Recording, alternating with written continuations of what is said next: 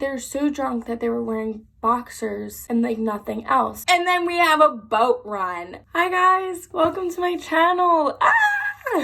So I've been wanting to do this for so long, and yeah, I'm like finally doing it, and I'm super nervous and super scared, but why should I be? I'm just making a YouTube where I talk to a camera and then I post it on the internet for everyone to see. It's fine. I have been wanting to make a YouTube for a while now, and I have decided that I'm going to do it. I think I'm going to dedicate most of my YouTube to story times, mostly because like I am now like in college. I have a lot of more stories to tell, and I feel like every day I have something going on. I like to think that my life is pretty eventful. A little bit about myself. My name's Ariel. I live in South Jersey. I go to Rutgers, New Brunswick, so it's about like 2 hours north from where I'm originally from. I'm majoring in public health and psychology. I later want to become a psychologist. I'm 19 years old.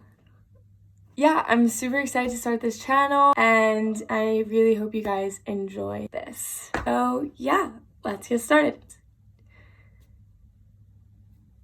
I have been a beach lifeguard for 3 years now, going on to my 4th year this summer. So I have a lot of, and I work on a public beach, I have a lot of crazy people that come to my beach. A lot of crazy things that I see on a daily basis. And I have a lot of pretty cool like stories when it comes to like saving people and stuff like that. And so I'm gonna tell my favorite one to start off the channel. This was 2 summers ago.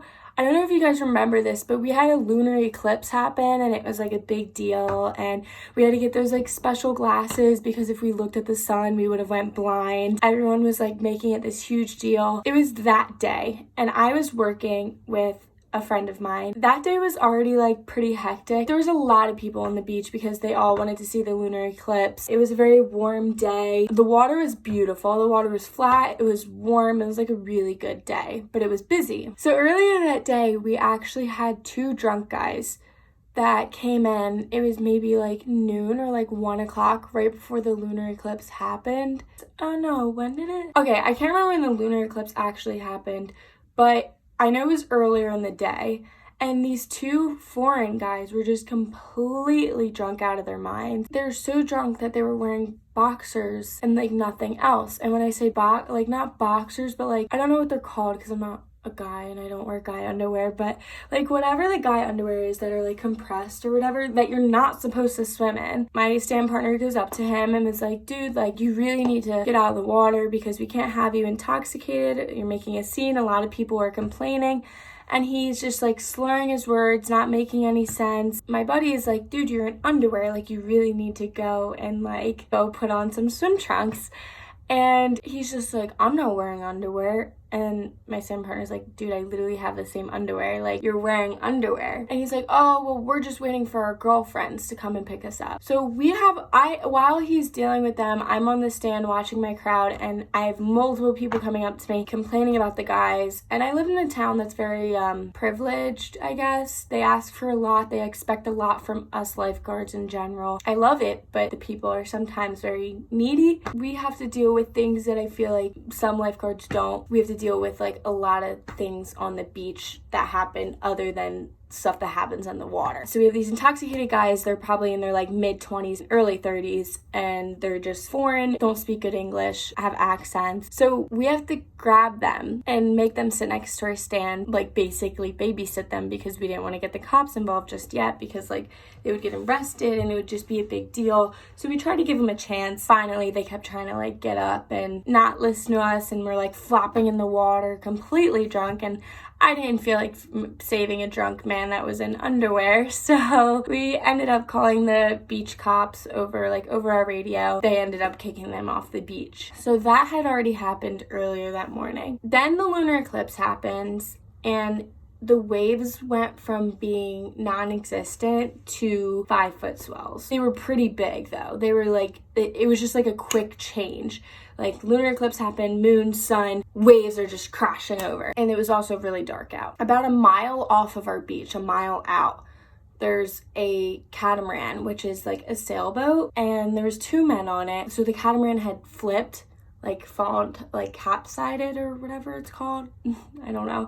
It flipped and one of the men fell off of it. When that happens, It's called a codex, but we don't call it that until the person's missing for over 20 minutes. The guy went missing. We immediately sent one of our jet skis out because we get there faster than the Coast Guard gets there because we're already on the beach and we have the equipment to do so. We sent one of our jet ski guys out there to see the checked catamaran. He was like, yeah, my buddy fell off like 5 to 10 minutes ago.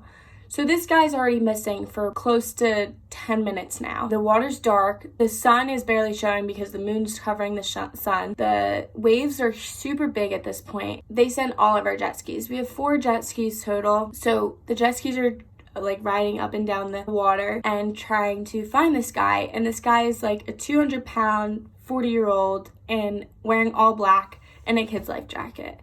So it is extremely hard to find him. So it's another 10-ish minutes go by. He's now missing for about 15 minutes. My stand partner and I are like on the radio just listening, like, oh my God, what's happening? Like, where is this guy? Like, what's going on? So finally my boss says over the radio, 2 or 3 and surrounding beaches, 22, 24, 26, 32, launch your boats.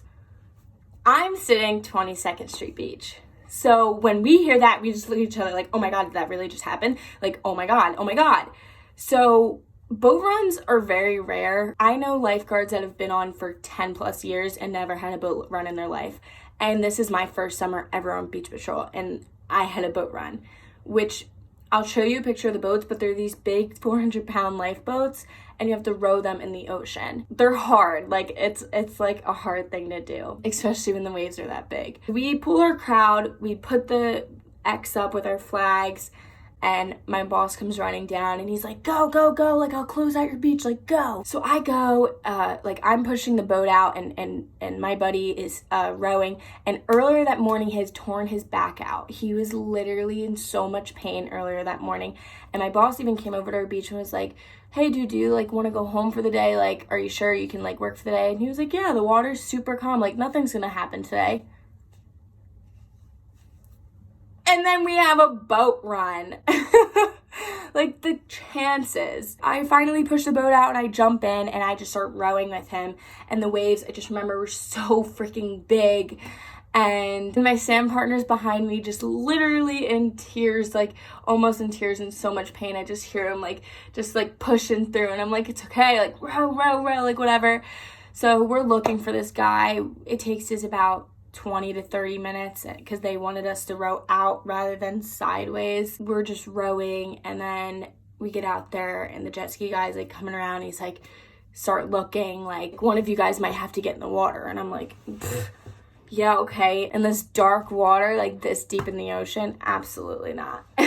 We also didn't have our radio because we didn't exactly know if we were supposed to bring it with us or leave it. We didn't really know when to stop looking for the guy, when the guy was going to be found. So we were kind of just relying on the jet ski guy to give us the news as he was like going down and up the beach. After like 20 minutes go by, the guy is finally found by our jet ski 3 guy. The guy was actually unresponsive, alive, but in shock. They drag him in and he ends up being okay. I think they did a little bit of CPR in order to like get the water out of his lungs and everything like that. And he got rushed to the hospital. And later on they pumped more water out of his lungs and everything.